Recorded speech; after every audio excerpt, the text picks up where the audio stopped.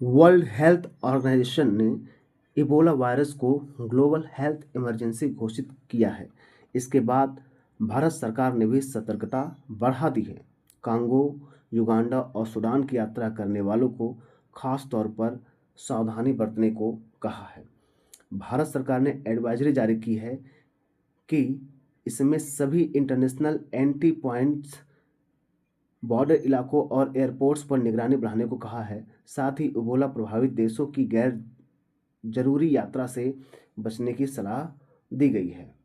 इसलिए physical health common में आज हम इबोला की बात करेंगे और साथ ही जानेंगे कि इबोला वायरस कितना खतरनाक है, इसका संक्रमण कैसे फैलता है और इसके बचाव के क्या उपाय हैं। तो देखिए दोस्तों, आज हम लोग इस पर विधिवत चर्चा करेंगे। इबोला वायरस क्या है, ये इतना चर्चा में क्यों है, ठीक है। पूरी बात को ऊपर से नीचे हम समझने की कोशिश करेंगे। देखिए, ये इबोला वायरस हालांकि ये अफ्रीका से फैला हुआ है, ठीक है। ये कांगो, युगांडा, सूडान, ये सब देश बहुत ज़्यादा इससे प्रभावित हैं। यहाँ पे कहते हैं कि यहाँ पर सही इलाज न मिलने से इंसान की मृत्यु हो जाती है। तो ये वायरस केवल यहीं तक सीमित नहीं है, ये विश्व के बाकी कंट्री पर भी पहुँच सकता है और WHO ने इसे क्या कर दिया है, इसे ग्लोबल हेल्थ इमरजेंसी घोषित कर दिया है। तो बड़ी बात है, इबोला वायरस क्या है, इससे कहाँ कैसे फैलता है, इससे क्या लक्षण है, सब बताऊंगा मैं कैसे इससे रुका जाए। इबोला क्या है?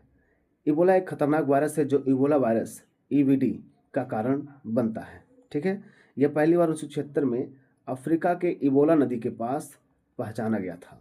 यानी 1976 में इबोला एक नदी है, उसके पास इसको पहचाना गया था। इबोला वायरस कहाँ पाया था? ये मुख्य रूप से अफ्रीकी देशों में, कांगो लोकतांत्रिक गणराज्य हुआ, युगांडा हुआ, गिनी हुआ, ठीक है। यहाँ पर मुख्य रूप से ये पाया जाता है। देखिए, यही देश सबसे ज़्यादा प्रभावित भी हैं। तो ये फैलता कैसे है?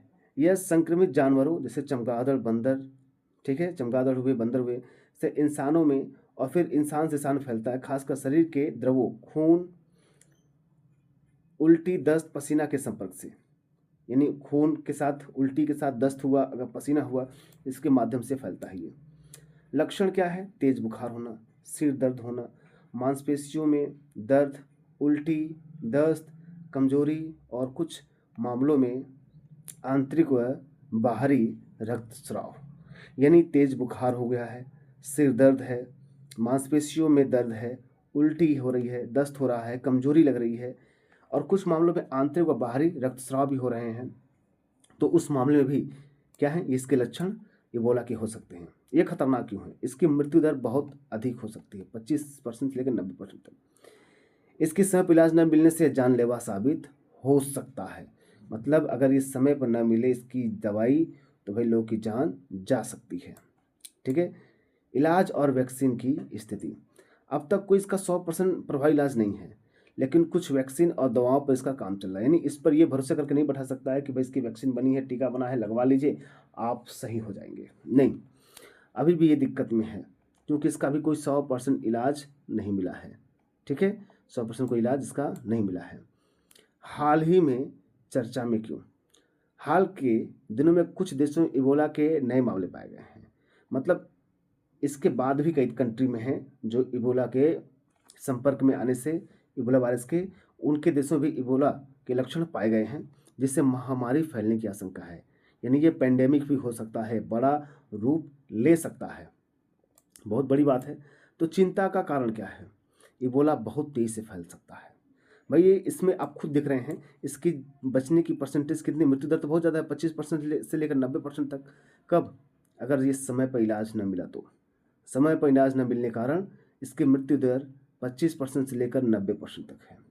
इसीलिए भारत सरकार ने इसको गाइडलाइन जारी करके कहा है कि जो इबोला पीड़ित कंट्री देश हैं, जो फैल चुके हैं वहाँ पर, उन देशों में ग्लोबल हेल्थ इमरजेंसी के तहत उन देशों में कोई भी फालतू के भ्रमण करने, घूमने की कोशिश न करे, ठीक है। मतलब वहाँ जाने पर रोक लगाया है। इसमें आप देख सकते हैं कई देश हैं, अंगोला है, रिपब्लिक ऑफ कांगो, बुरुंडी है, central African Republic, Ethiopia, Kenya, Canada, Sudan, Tanzania, Zambia, ये सब कंट्री इससे पीड़ित हो चुके हैं, ठीक है। तो यहाँ पर जाने की कोई भी ज़रूरत नहीं है, ऐसा सरकार ने गाइडलाइन जारी करके कहा है।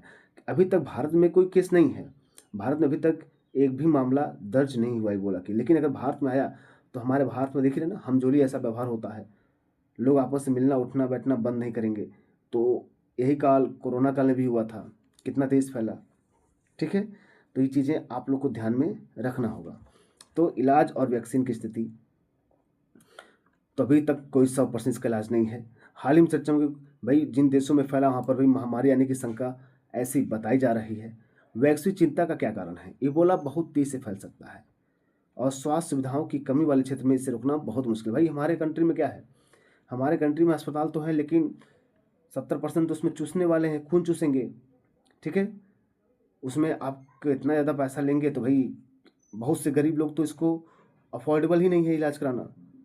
तो इसीलिए कहीं ना कहीं क्या है, समस्याएं उत्पन्न हो सकती हैं। तो इबोला बहुत तेज फैल सकता है और स्वास्थ्य सुविधाओं की कमी वाले क्षेत्र में इसे रोकना बहुत मुश्किल है। जन स्वास्थ्य पर प्रभाव, यह सार्वजनिक स्वास्थ्य, अर्थव्यवस्था और समाज पर गहरा प्रभाव डाल सकता है।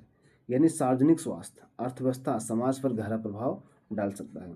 बचाव के उपाय, साफ सफाई रखना। इसके बचाव देखिए बहुत जरूरी है बचाव। ठीक है, अगर बचाव न रखा गया तो कहीं ना कहीं ये बहुत बड़ा पेंडेमिक रूप ले सकता है। तो इसके क्या बचाव है जरा इसको ध्यान सुनिए। पहली बात, साफ सफाई, साफ सफाई रखना बहुत जरूरी है। बहुत से लोग तो भाई बिना शरीर की साफ सफाई, घर की सफाई सब क्या करेंगे, शरीर की सफाई नहीं कर पाते हैं लोग। हाँ, और बीमारी से हमेशा ग्रसित रहेंगे। असंक्रमित व्यक्तियों से दूर रहना, जो व्यक्ति बीमारी से बीमार हैं उनसे दूर रहना है, यानी साफ सफाई संक्रमित व्यक्तियों से दूर रहें। हाथ धोते रहना है, यानी हाथ को रेगुलर साफ सफाई करते रहना है। ठीक है, सुरक्षित संपर्क, यानी संपर्क रखिए तो सुरक्षित, यानी आप हाथ में ग्लव्स लगा लीजिए। ठीक है, मुंह पर मास्क लगा लीजिए, इस तरह आप सुरक्षित संपर्क रखें। और स्वास्थ्य निर्देशों का पालन करना ही बचाव का सबसे अच्छा तरीका है। यानी स्वास्थ्य निर्देश यानी बॉडी, यानी आपकी फिजिकल गाइडलाइन जो भी जारी किए जाएंगे कि इस तरह आपको रखना है, ऐसे स्वस्थ रहना है। ठीक है, तो इन लोगों से दूर रहना है। तो ये चीज़ें ही आपको बचाव के साधन हो सकते हैं। सतर्क रहें, सुरक्षित रहो, जागरूक बने, तो ये बहुत बड़ी बात है। ठीक है, तो ये रहा दोस्तों, हमने डिस्कस किया इबोला वायरस के बारे में। ये कहाँ से फैलता है बताने, चमगादड़ और बंदर से। ठीक है, संक्रमित जो चमगादड़ बंदर रहेंगे उनसे फैलेगा ये, और इंसानों से इंसानों में फैलेगा ये। तो ये चीज़ें हैं। ठीक है, तो इसको चीज़ को आप क्या करिए, आप पहली बात तो इस गाइडलाइन को फॉलो करिए जो भी सरकार दे रही है, और इसके तहत आप अपनी साफ सफाई सुरक्षा का भी ध्यान रखते रहिए। ठीक दोस्तों, तो आशा करता हूँ आप लोग को समझ में आया होगा। ऐसे इन्फॉर्मेटिव वीडियो बनाने के लिए मेरे इस YouTube channel the world wire से आप जरूर जुड़ जाइए। ठीक दोस्तों, मिलते हैं नेक्स्ट वीडियो में, तब तक के लिए नमस्कार।